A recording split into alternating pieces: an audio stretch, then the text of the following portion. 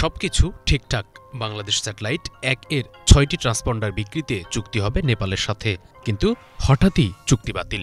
জানা গেল দেশীয় একটি কোম্পানিকে সুবিধা দিতেই সেই চুক্তি বাতিল করে তৎকালীন সরকার। ফলে সবশেষ ৫ বছরে ১৫০০ কোটি টাকা রাজস্ব হারায় সরকার।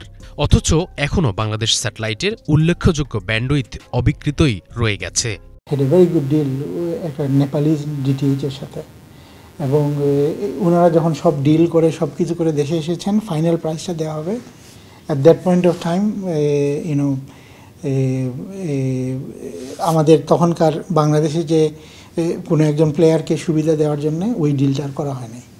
আমরা যদি ওই ডিলটা করতাম তাইলে তখন থেকে কিন্তু আমাদের হয়তো ৬টা ট্রান্সপন্ডার এটা আরও ৫ বছর আগে বিক্রি হয়ে যেত। অ্যান্ড ইন দ্যাট ওয়ে আমাদের এখন যে সি ব্যান্ডে প্রায় 30% আনইউজ আছে এবং কেইউ ব্যান্ডে প্রায় অর্ধেক আনইউজ আছে, তার একটা বড় অংশ কিন্তু ওইখানে চলে যেত। তাইলে এখান থেকে আরও মিনিমাম ১৫০০ কোটি টাকা আয় করা যেত।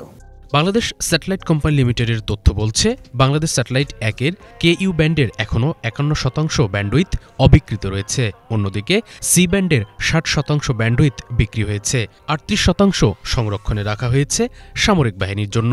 এই সংরক্ষিত ব্যান্ডউইথের বিপরীতে এখনও কোনো রাজস্ব পায় না কোম্পানিটি।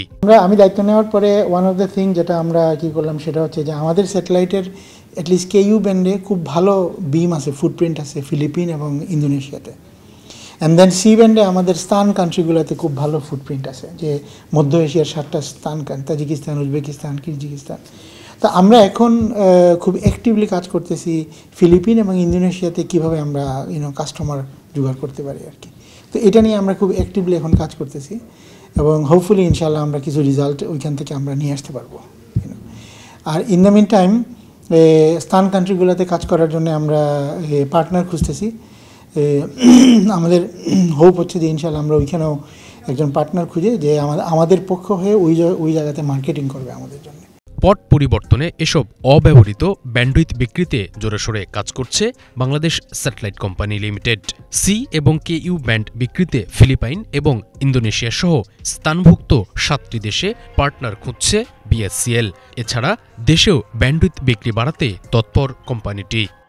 We are very active in Starlink, যে ওইখান থেকে তো আমাদের কিছু রেভিনিউ আসবে। So want to see it as a whole package, যে ৩,০০০ কোটি টাকা খরচ হয়েছে এই স্যাটেলাইট তুলতে, এই কোম্পানিটা বিল্ড আপ করতে।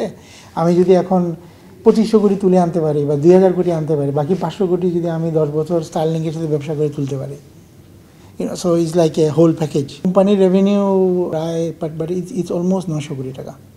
বাংলাদেশ স্যাটেলাইট ১ উৎক্ষেপণ থেকে শুরু করে কোম্পানি গঠন পর্যন্ত ব্যয় প্রায় ৩,০০০ কোটি টাকা। বিপরীতে এখন পর্যন্ত কোম্পানির অর্জন ৯০০ কোটি। এখন খরচের বাকি টাকা তোলাই বড় চ্যালেঞ্জ বলে মনে করেন এই কর্মকর্তা।